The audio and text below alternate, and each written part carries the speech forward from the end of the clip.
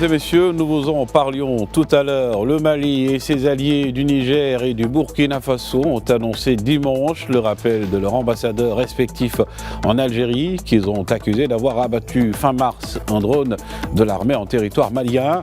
Pour en savoir plus, dans l'invité de votre journal, notre grand journal de la mi-journée, nous retrouvons donc en direct de Rabat le colonel Hassan Saoud, expert en sécurité et stratégie. Bonjour à vous, colonel. Bonjour. Alors, colonel, le 1er avril, Alger avait dit avoir abattu un drone de reconnaissance armée qui avait pénétré son espace aérien. Le Mali affirme que ce drone a été abattu fin mars sur son territoire.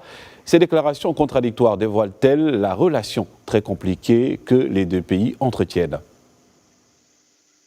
Il faudrait peut-être ajouter le communiqué du Front de libération de l'Azawad qui a précédé les autres communiqués des deux États, corroborés par des photos. Donc il y a ce brouillard communicationnel qu'il faut peut-être éclaircir.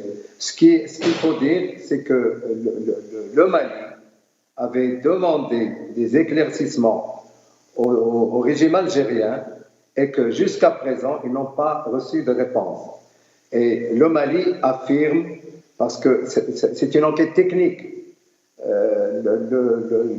le drone, il est tracé, on sait où il se trouve. Et donc, techniquement, et d'après les Maliens, il aurait été abattu à 10 km de la frontière algérienne.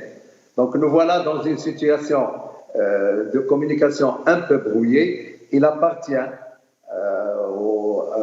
aux dirigeants algériens de donner les preuves que l'épave a été retrouvée dans son territoire. Et ça, je pense que ce n'est pas chose facile. Et comment la situation peut-elle évoluer à court terme, selon vous? Vous savez, entre ces deux pays aujourd'hui, nous sommes à l'avant-dernière étape diplomatique. C'est le rappel des ambassadeurs avec évidemment la solidarité de l'Alliance des États du Sahel pour consultation.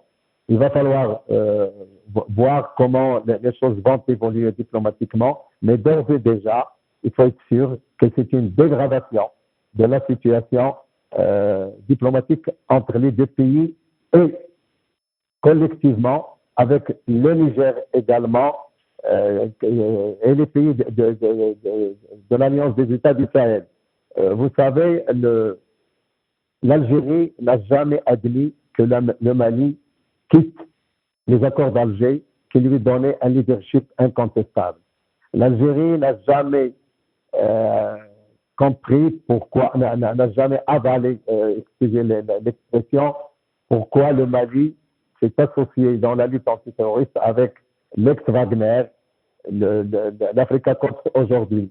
Et évidemment, l'Algérie ne veut pas que le Mali souverain s'occupe de la défense de son territoire. Tous ces éléments ont créé cette atmosphère dégradée dont la responsabilité incombe au régime algérien, incontestablement.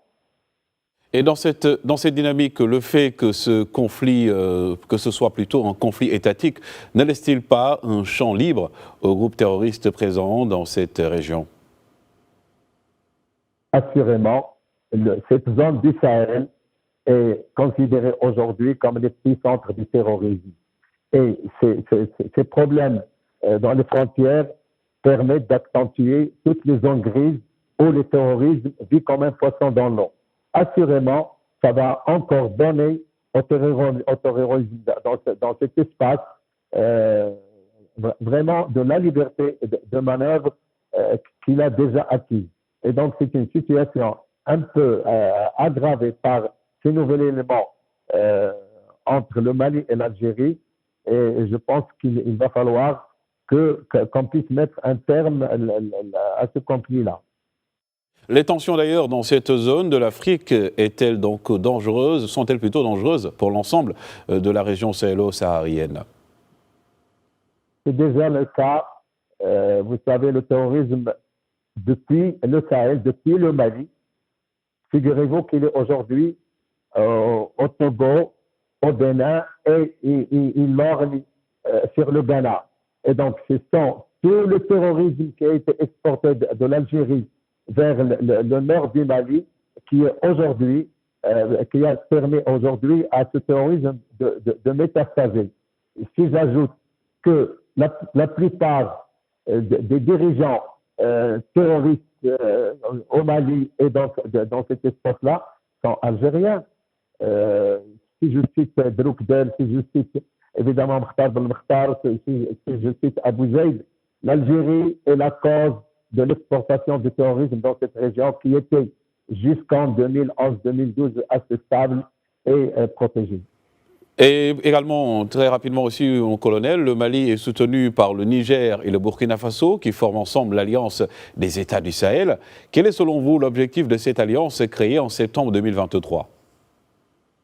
En septembre 2023, évidemment, à la suite de ce qui s'appelle aujourd'hui les changements inconstitutionnels selon la charte de l'Union africaine, ces pays ont eu un problème avec l'organisation régionale de l'Afrique de l'Ouest.